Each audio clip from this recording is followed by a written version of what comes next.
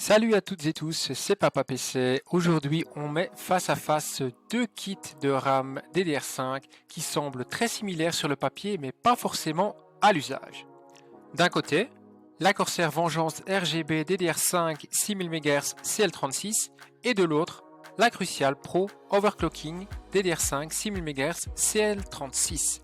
Toutes deux en 32 Go, donc 2 x 16 Go. Même fréquence, même latence, mais entre le style RGB et la sobriété, laquelle est la plus intéressante? On va tester tout ça ensemble avec ma config AMD comme d'habitude. Voilà donc le plan des barrettes et on va voir ensemble la fiche technique. Voici ce que proposent les deux kits. Donc d'un côté la Corsair Vengeance RGB en blanc ici.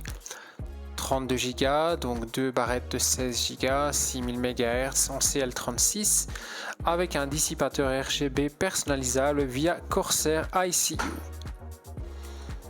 Et maintenant la Crucial DDR5 6000 MHz en noir ici, noir mat, 32 Go également, donc deux barrettes de 16 Go, CL36 avec son design sobre, sans RGB, avec un dissipateur profil bas pour les gros ventirades. Alors il est intéressant de savoir que les deux kits utilisent les mêmes puces Micron et proposent un profil XMP Expo à 6000 MHz CL36. Le prix, lui, varie souvent.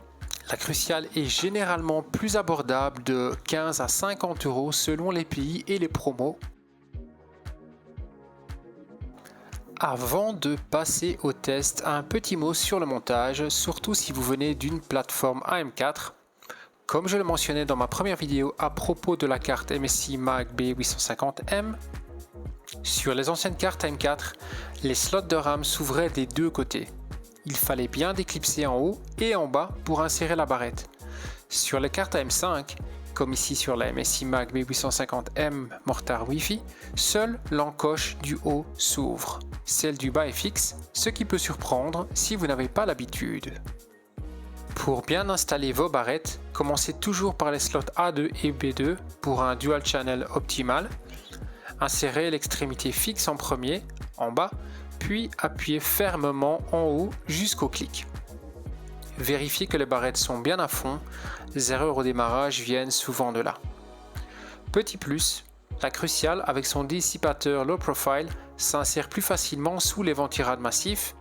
La Corsair, un peu plus haute à cause du RGB, reste compatible avec la majorité des ventirades modernes, quoi qu'il en soit. Voici donc la configuration utilisée pour les tests. Et donc, les tests vont être faits avec AIDA64 pour la bande passante et la latence mémoire, Cinebench 2024 pour le CPU, 3D Mark Time Spy pour les performances globales.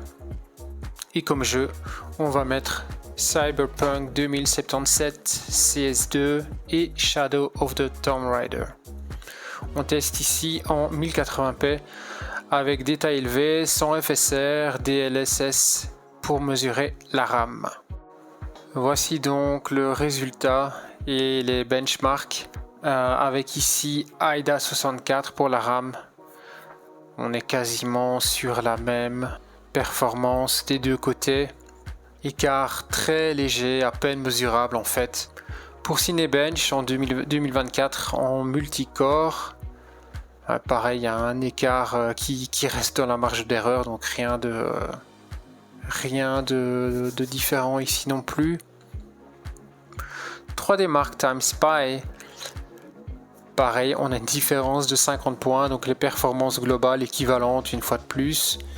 Pour les jeux, donc Cyberpunk, on est à 1 FPS de différence. CS2, il y a 3 FPS de différence.